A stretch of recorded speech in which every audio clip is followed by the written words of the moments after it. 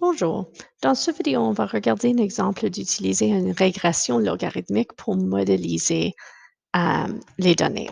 Alors, donnez ici des ventes d'un jeu de vidéo en 1000 pendant les années de 2000 à 2010 et on veut prédire les ventes en 2011. Alors, notre première tâche, c'est de mettre ces données dans la calculatrice. Alors, dans le menu de Stat, Edit, je mets les valeurs de l'année dans la liste 1 et les valeurs des ventes dans la liste 2. Après ça, je vais m'assurer que j'ai un bon écran. Alors, j'ai changé mon écran pour regarder les années de 1990 à 2020, juste pour avoir un bon écran autour de ces données. Et pour Y, je regarde les nombres entre 100 et 200.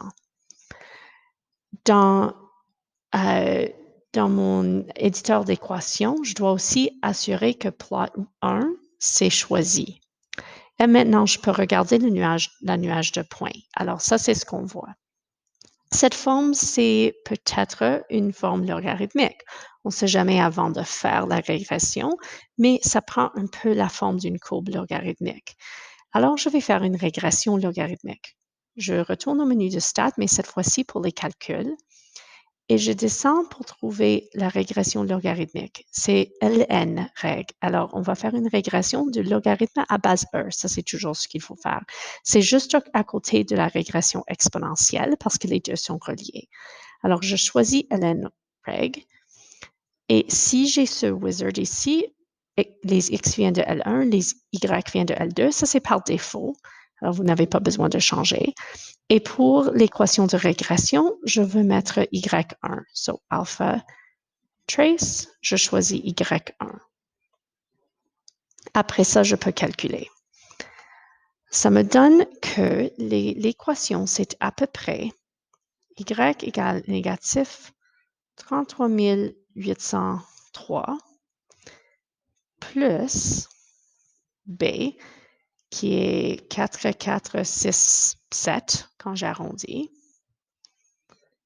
et puis ln de x. Je sais la forme de l'équation parce que c'est donné en haut de l'écran ici. La valeur de r carré et de r me disent que c'est pas une mauvaise fit, c'est pas parfait, mais c'est pas loin et je peux voir ça dans le graphique, que c'est pas tellement approprié pour toutes les données. Mais quand même, on a cette régression et on peut l'utiliser pour prédire ce qu'on a.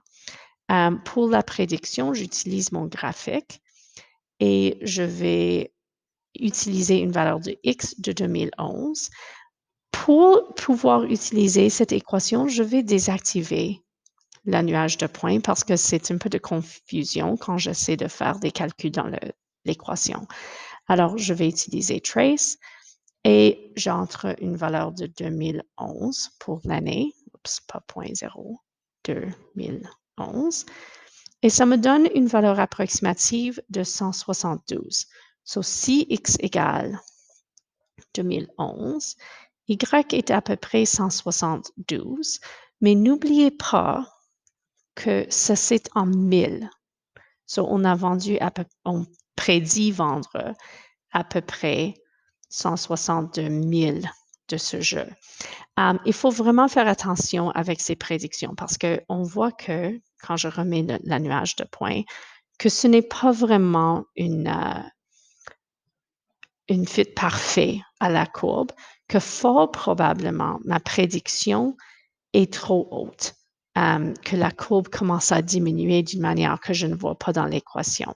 Alors, si j'ai besoin d'analyser un peu cette prédiction, je dirais que cette prédiction est probablement un peu haute.